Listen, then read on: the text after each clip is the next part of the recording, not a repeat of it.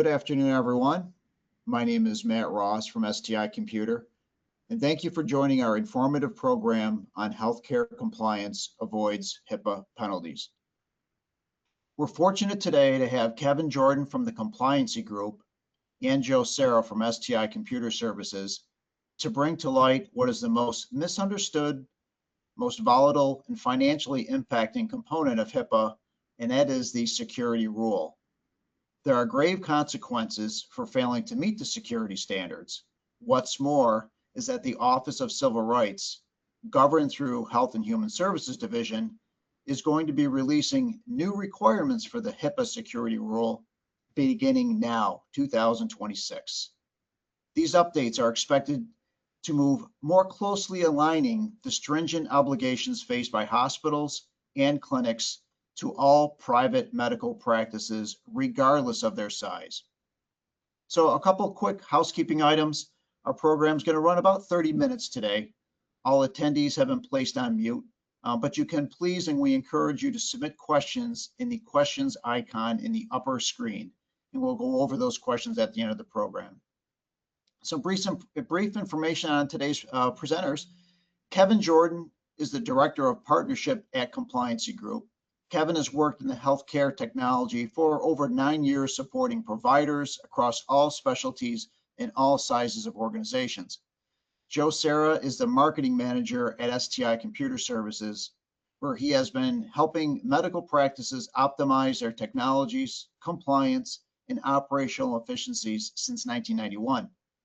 With more than 5 decades of experience in healthcare software and information technology, Joe specializes in delivering solutions that strengthen cybersecurity, streamline workflows, and support long-term practice growth.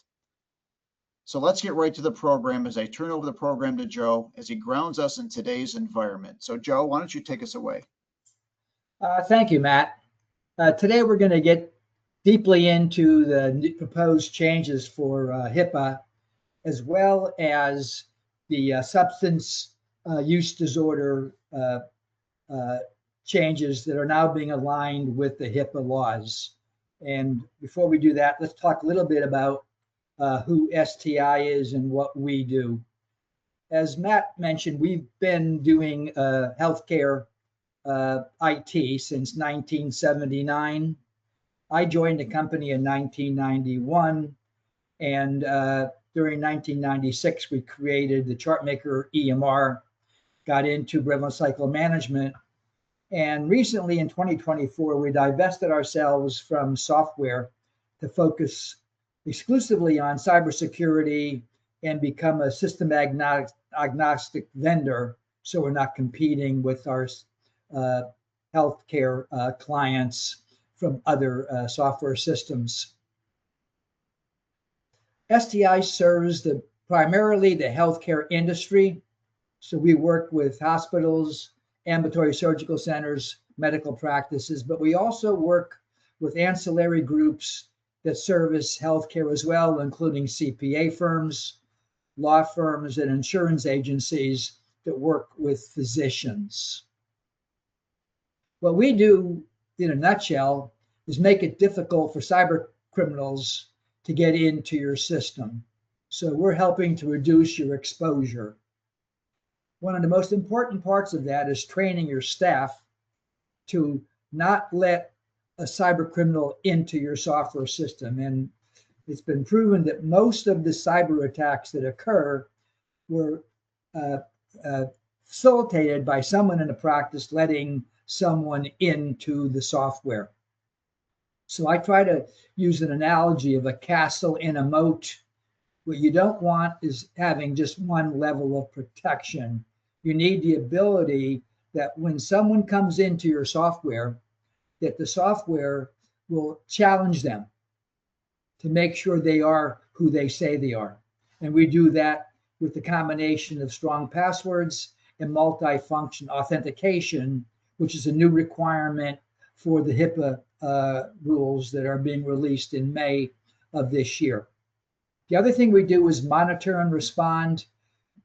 Through AI software, we are protecting our clients' data through 24/7 software technology. If in fact something happens, like a cyber attack or maybe a hardware that fails, we're notified, just like an ICU nurse is notified when something is wrong with the patient. So the software is running 24/7, but the manual intervention is only required when some type of an incident occurs. A lot of people claim they're MSPs, but we find that most people are not. A lot of them are just break fix or procurement type companies. And then some MSPs don't even understand the healthcare industry. Within healthcare MSPs, there's 3 levels. There's what we call level 1, which is generic BAA type MSP. There's healthcare aware MSPs.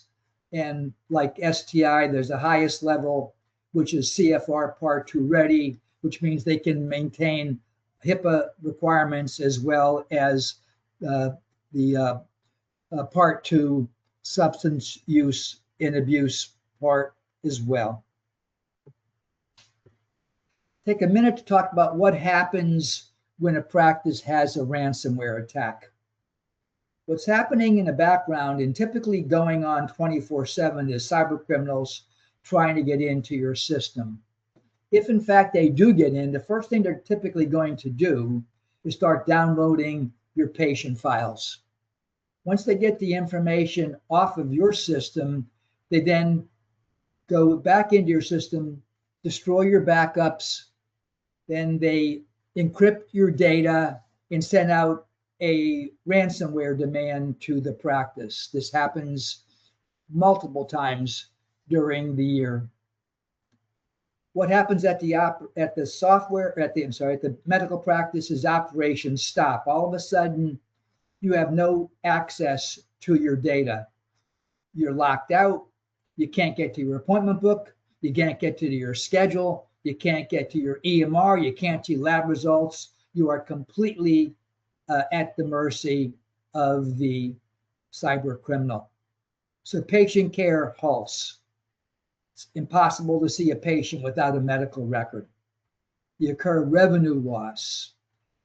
Not only is it devastating from the standpoint that you're practically out of the medical business, but now you're facing fines and reporting requirements for credit reporting, lawsuits, all of that coming from your patients and possibly even your vendors.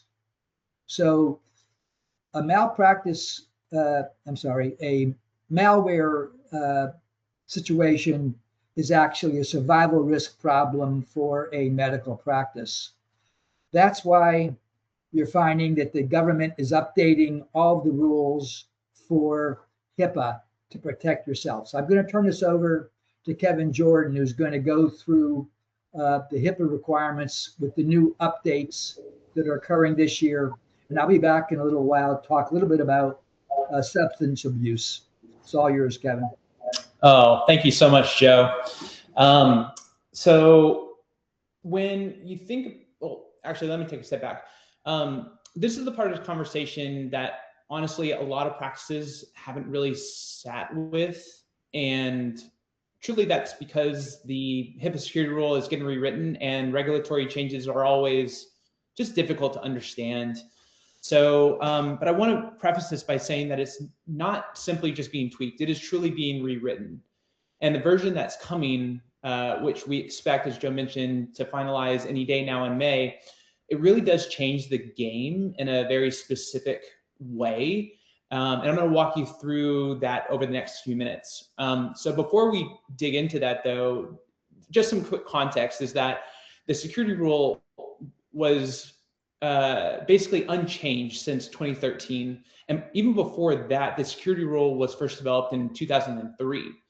So just think about how much has changed in our landscape, you know, just in general, and then even narrow it down into healthcare IT. And so the biggest one I think about personally is that we didn't have widespread cloud EHRs. COVID also just changed the game with large-scale telehealth and digital health opportunities. And then on the flip side, we didn't have ransomware as a billion-dollar criminal industry.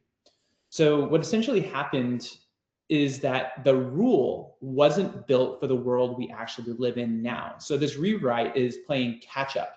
And the biggest single thing to understand, which I'll spend most of my time on, is that the rule fundamentally shifts the burden. It used to be that you had to have a reasonable policy. However, now you have to be able to prove what you actually did, which is completely different. It's a completely different exercise.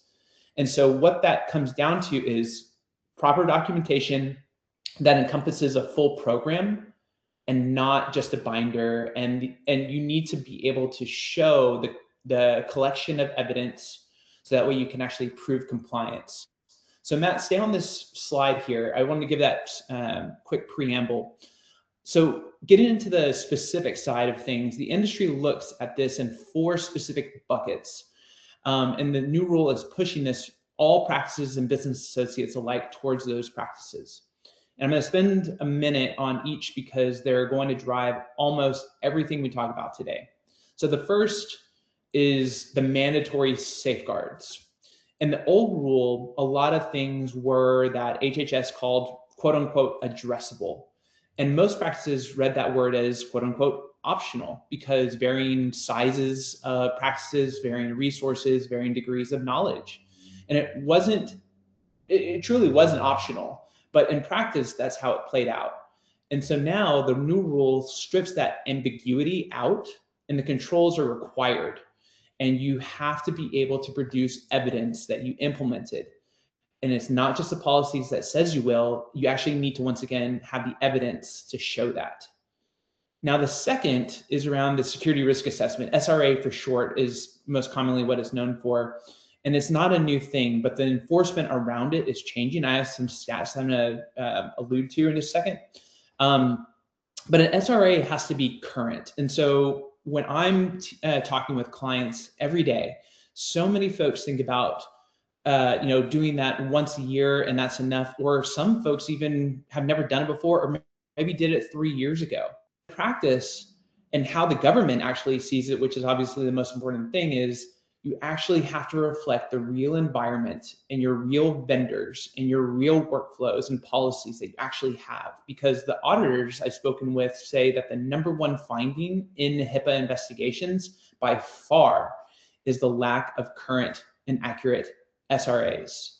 And we actually did an internal analysis and we did a webinar in early January that showed that in 2024 audits, they found 80% of audits cited missing risk assessments, while in 2025, that number went up to 95%. And then the last stat actually is that when I think about this overall topic, the biggest number is that 100% of the fines levied were actually citing the fact that a missing risk assessment was there. So literally, it is the single most common reason a practice ends up in trouble. The third are the technical and operational controls. So things like data encryption, multi-factor authentication, role-based access and device inventory. Joe's going to talk about this a little bit later. So my piece of this is that from a compliance angle, you don't just need these controls in place, but rather you need a record showing when you put them into place and who approved them, who managed them, and how often you're checking these and if they're still working.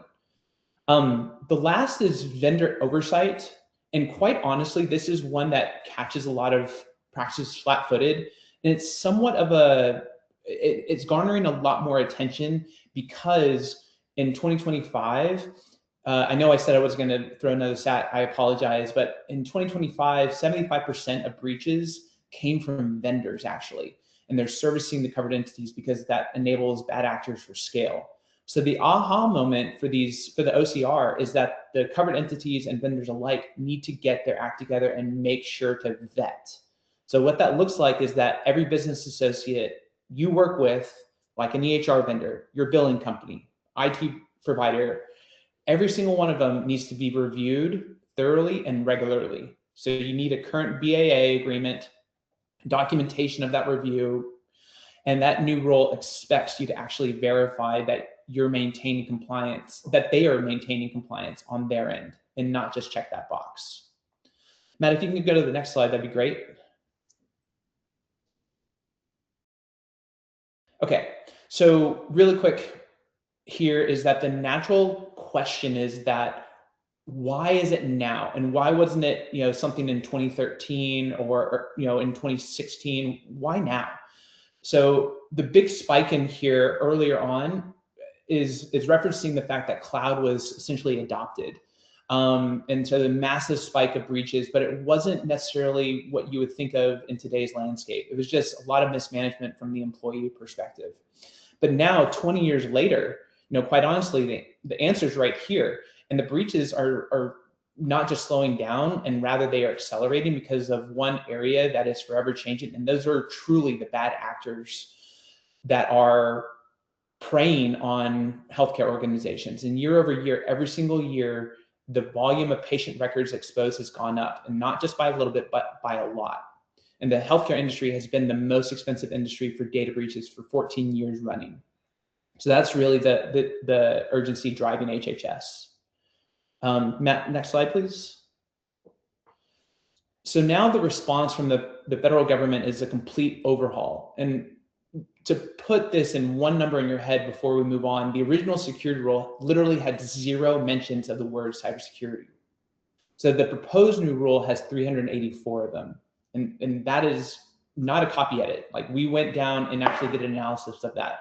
So it's a complete philosophical shift in how the federal government thinks about protecting health data.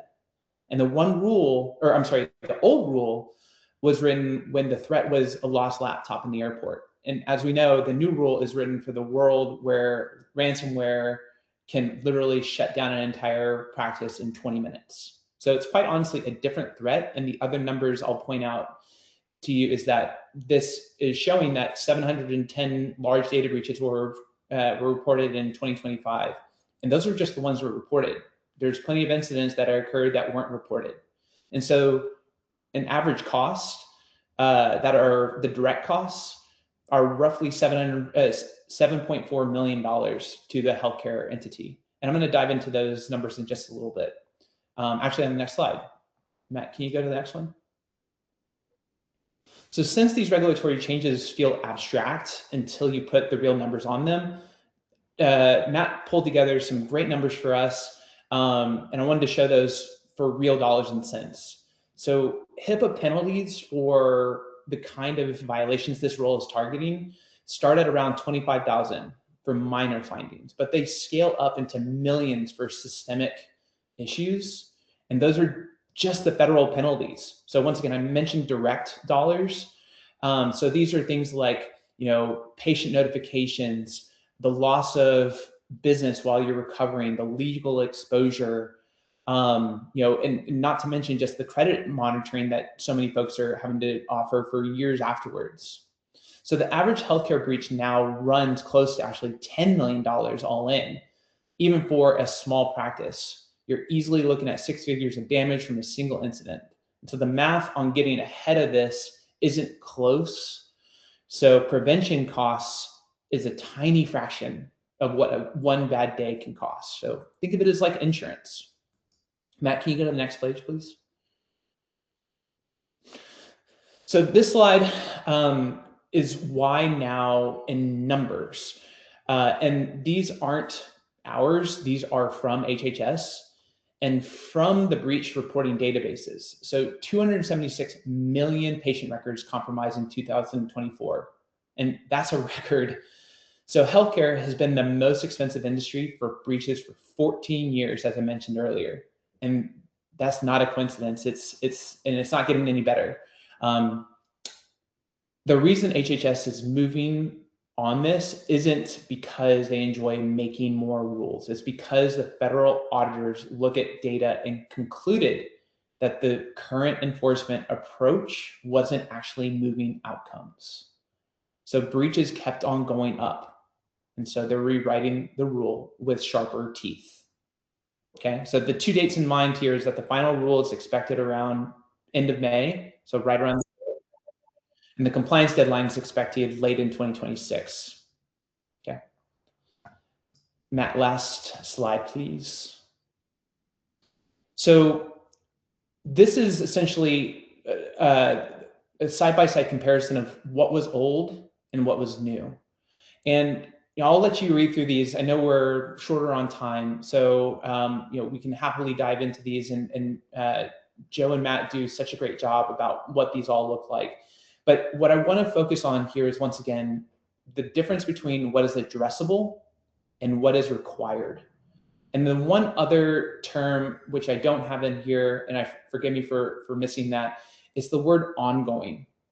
Because you can say required, but when you look at the column on the right-hand side where it says now, and you see the amount of times it says annual, annual, annual, those are truly meaning the fact that you literally are having to keep up with compliance.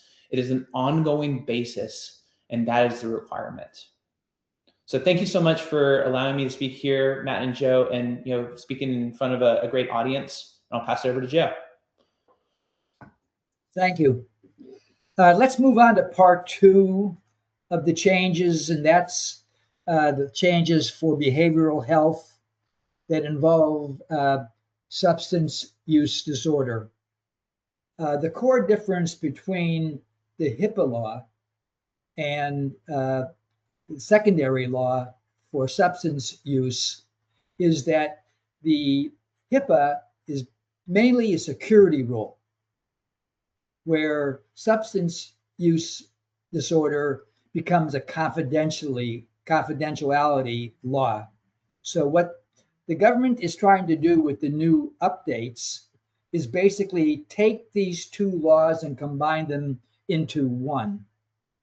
So here are the key differences between the HIPAA law and part 2. From standpoint of consent, with HIPAA, it's a general consent form, but with part 2, it requires written specific consent from each individual patient. Redisclosure is critical.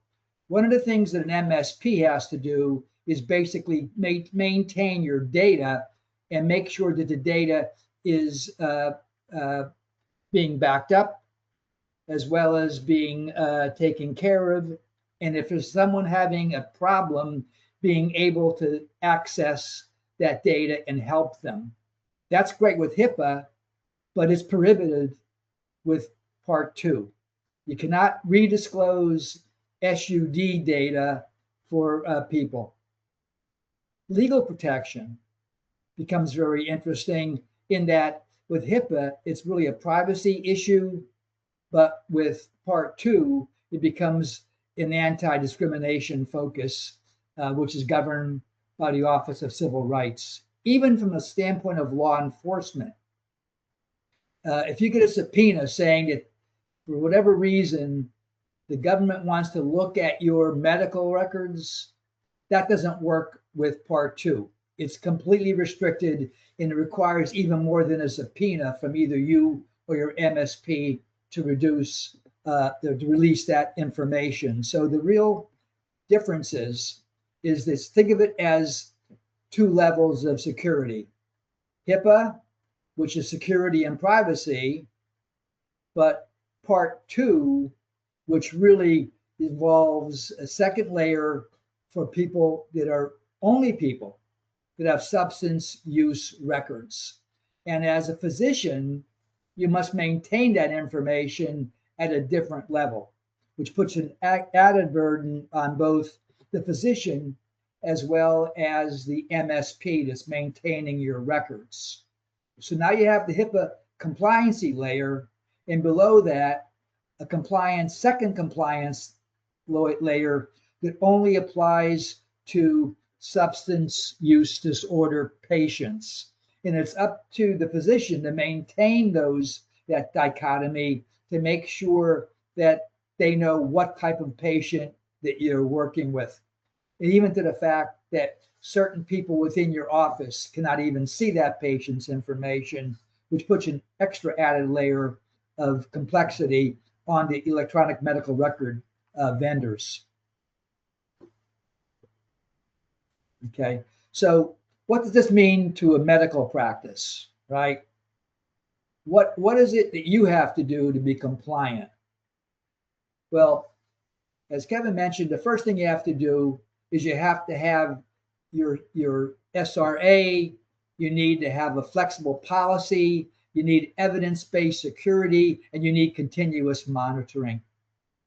Along with that, you also need confidentiality rules along with HIPAA for your SUD type patients, right? So you have a unified regulatory enforcement, the Office of Civil Rights is involved, and more importantly, the changes in the cybersecurity, privacy and consent rules have to be maintained at the practice level. So here are the action steps for a physician and the staff. As Kevin mentioned, you need an annual security risk assessment, not a one-time thing. It's got to be an ongoing assessment. You have to implement encryption and multi-function authentication within your data. No more just a password. Now you must have that second level, the so-called moat and castle. So there's two levels of security to get into that data. And you have to train your staff. They got to be trained upon the HIPAA requirements as well as the SUD Part 2 data handling requirements. You got to verify patient consent before you share data. And you have to document all of your policies and actions. And of course, you have to test. And typically your MSP is the one doing tests to make sure people aren't getting through into your system for security purposes. So the bottom line is the compliance now requires proof, not just policy. And you certainly need a healthcare managed service organization doing your monitoring and response to avoid having that type of a problem. So you need compliancy training program for your staff as well. All right. So STI has a program actually to help to assess whether or not your practice is ready and resilient to handle this. And we typically look at that as our four-legged stool example. The four things you need are regulatory compliance, IT support, you need recovery capabilities if there is a data breach, and you need insurance readiness, which typically involves having cyber insurance within your practice. What STI has done is we put together a program where we can come into your office and go through your current situation to let you know whether or not you are meeting the requirements and put together a report showing you where you're deficient. Not free, it is chargeable. It's based upon the number of hours we spend, but what you'll come out of that with is understanding of your security issues, understanding your regulatory and insurance alignment, and finally, having a report on what you need to make your practice compliant. So let's move on to questions. Do we have any questions, Matt? Hey, Joe. So a couple have come through. So understanding these changes are coming out in May, when are they going to be applied? So Kevin, I don't know if that fits into maybe some answers you might be able to supply to us. Yeah, happy to. So the expected changes are be written into law. They're expected to be at the end of the month, so right around the corner. There is a grace period of roughly 60 days is what's currently proposed. And then there is a compliance time frame of about 180 days. So theoretically, you would have 240 days once once these new rules have been written into law.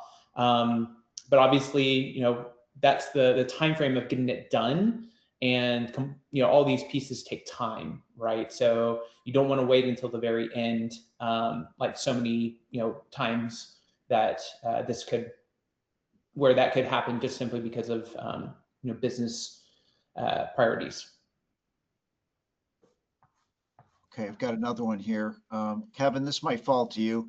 My vendor signed a BAA 2 years ago. Is that sufficient? That's a great question. And it kind of goes to that vendor piece of the puzzle, vendor management within the new rule. It does not. So what is required is that with the new rule, you will have to, once again, keep up with your BAA agreements. And it's not just simply writing them, getting them signed, it is actually vetting them. How have their policies changed in the past 2 years? I guarantee you that they have. And how has their posture changed from IT perspective? I guarantee you that they have. And so being able to get them to prove that out, it could be minimal, but they still need to go through a proper vendor vetting process in order for them to accurately, provide you with clarification as to whether or not they are compliant. And the BAA agreement is essentially a attestation of saying that they have gone through all the proper ways to make sure that they are compliant. Okay, Joe, I'm going to field one over to you. This is our final question. I'm a small practice. I don't have resources or time. No one is coming after me. Why should I care about this now? That's a good question. We find that you care a lot more after the fact of a cyber attack. It's hard to put a number on that, but people that we've talked to that had a cyber attack tell us that it's pretty much close to having a malpractice case come against you, in the fact that you all of a sudden everything changes. So it's really like having an insurance policy. You don't want to have someone get into your system because the costs are incredible, both financially and emotionally, because all of a sudden what you've built in your lifetime becomes in jeopardy. So the costs are not that great to monitor. You can monitor and avoid a lot of this stuff. And what you really want to do is you want to make yourself a hard target. So it's more difficult to get into your practice information than anybody else's, and let the cyber criminals go away, because they are looking for easy access. So I understand what you're saying, that I'm a small practice. What are the chances it's going to happen to me? And granted, the chances are low, but you don't want to be the person that has that attack. Thank you, Joe. So those are the questions that we have at this time. Joe, I don't know if you've got any closing statements before we close down.